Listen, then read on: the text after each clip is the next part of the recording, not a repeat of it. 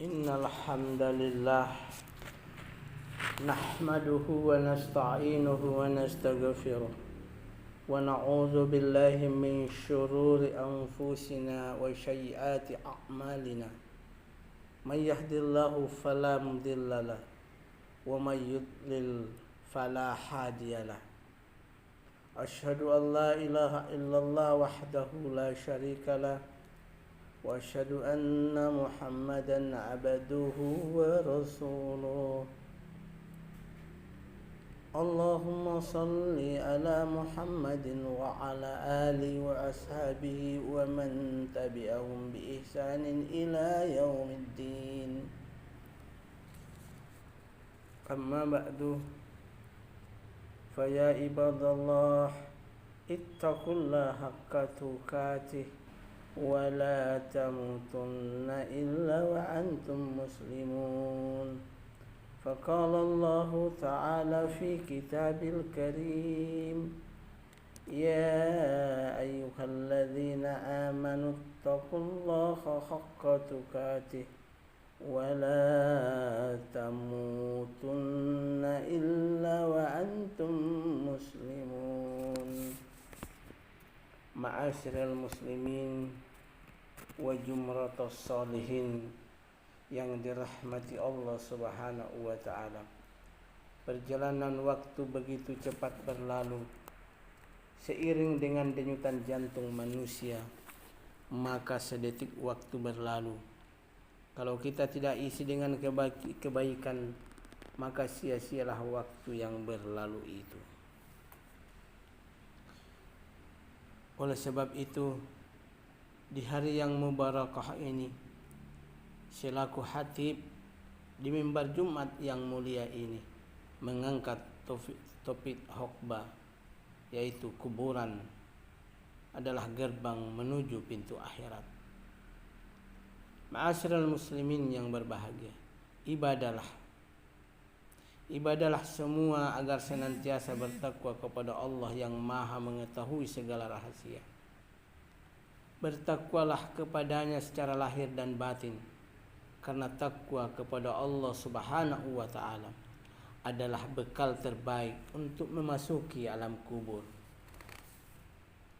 Hari akhir, hari di saat semua rahasia terbongkar, apa yang tersembunyi menjadi terbuka.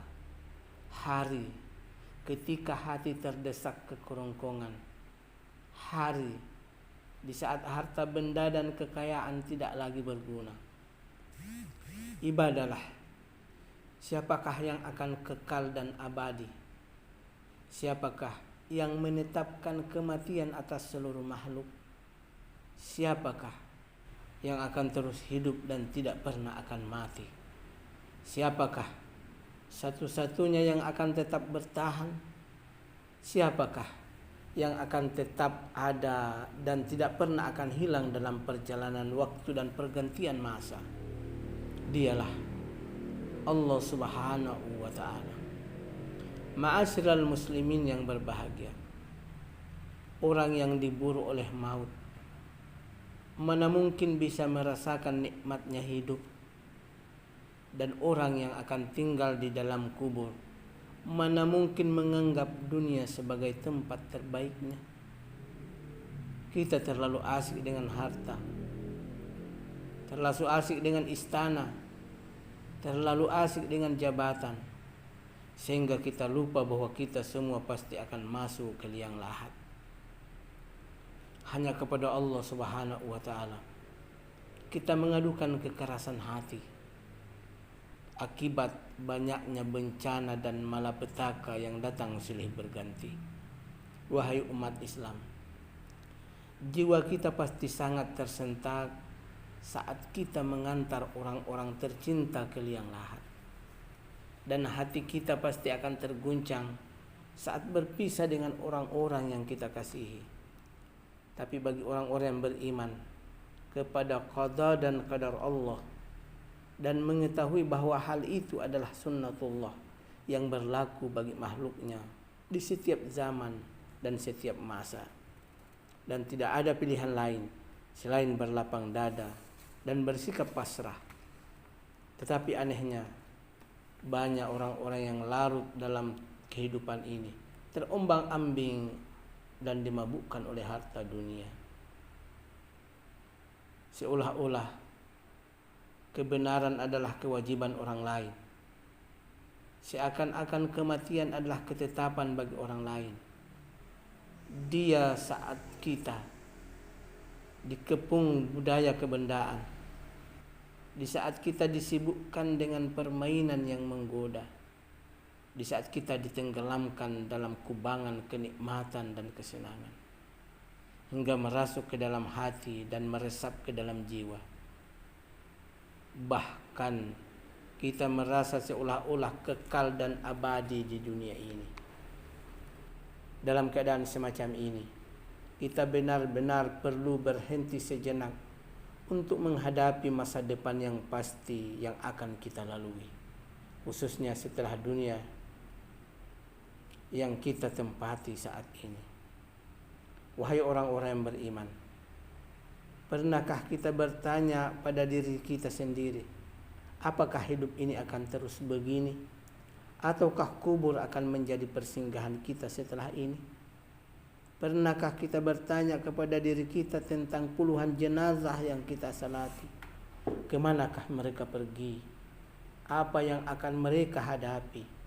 Bagaimana keadaan mereka? Apa yang akan mereka alami? Dan bagaimana nasib mereka nanti? Ikhwanul kiram yang berbahagia, kubur telah menampung orang-orang dulu dan orang-orang belakangan, dimasuki anak-anak kecil dan orang-orang dewasa, dipenuhi rakyat dan pejabat. Yang kubur menghimpun para nabi, para ulama, orang-orang kaya, orang-orang miskin, rakyat jelata, pejabat tinggi, laki-laki dan wanita. Kubur adalah pintu yang akan dimasuki semua orang. Tempat apakah gerangan sesudah pintu kubur? Tempat yang nikmat jika kita melaksanakan perintah Allah Subhanahu wa taala. Tapi jika kita melanggar larangannya, nerakalah adanya. Wahai orang beriman, mari kita hayati topik yang kita angkat di atas tadi. Topik yang menggambarkan betapa pentingnya situasi ini dan betapa pentingnya apa yang akan kita hadapi. Mudah-mudahan kita bisa menyiapkan bekal sebaik-baiknya. Sesungguhnya kubur adalah persinggahan pertama menuju akhirat. Dari itu seseorang akan selamat daripadanya ketika ia melaksanakan perintah ilahi Rabbi. Dan kalau ia menderita di dunia ini, maka dia akan lebih sengsara lagi di negeri akhirat nanti. Disebutkan dalam sebuah hadis yang diriwayatkan oleh At-Tirmidzi, hai kamu anak Adam, apakah yang membuatmu terlena? Tidakkah engkau tahu bahwa aku adalah rumah kegelapan, rumah keterasingan, rumah kesendirian, dan rumahnya ulat? Anas bin Malik radhiyallahu anhu berkata, bumi ini setiap hari menyeru manusia dengan 10 seruan. Wahai anak Adam, kalian berjalan di atas punggungku, sedangkan tempat kembali kalian adalah di dalam perutku. Hai anak Adam, kalian banyak berbuat dosa di atas punggungku, padahal kalian akan tersiksa di dalam perutku. Wahai anak Adam, kalian tertawa di atas punggungku dengan riang, padahal kalian akan menangis di dalam perutku nanti. Wahai anak Adam, kalian bergembira di atas punggungku, padahal kalian akan bersedih di dalam perutku. Wahai anak Adam, kalian menumpuk-numpuk harta di atas punggungku, padahal kalian akan menyesalinya di dalam perutku. Wahai anak Adam, kalian memakan barang yang haram di atas punggungku, padahal belatung akan memakan tubuhmu di dalam perutku. Kita semua akan menjadi santapan cacing di perut bumi. Wahai anak Adam, kalian bersikap sombong dan di atas punggungku, padahal kalian akan menjadi hina nanti di dalam perutku. Wahai anak Adam, kalian berjalan bersukaria di atas punggungku, padahal kalian akan jatuh bersedih di dalam perutku nanti. Wahai anak Adam, kalian berjalan di bawah cahaya matahari, cahaya bulan, dan gemerlapnya lampu di atas punggungku, padahal kalian akan berada dalam kegelapan di dalam perutku. Wahai anak Adam, kalian bisa bergerombol-gerombol di atas punggungku, padahal kalian akan tinggal kesendirian di dalam perutku nanti. Jadi ingatlah masa depan yang pasti yang akan kita alami itu. Bersiap-siaplah untuk menghadapinya dengan taubat dan amal saleh. Kita harus tetap semangat, menggerakkan tekad dan melembutkan hati dengan nasihat-nasihat agama. Mudah-mudahan cara ini dapat menggerakkan sumbu, menyalakan api dan menerangi jalan. Siapkan bekal Anda, wahai hamba-hamba Allah. Wahai orang-orang yang lalai, ingatlah masa depanmu yang pasti akan terjadi. Barakallahu li wa lakum fil Qur'anil azim wa nafa'ni wa iyyakum bima fihi minal ayati wal dzikril hakim.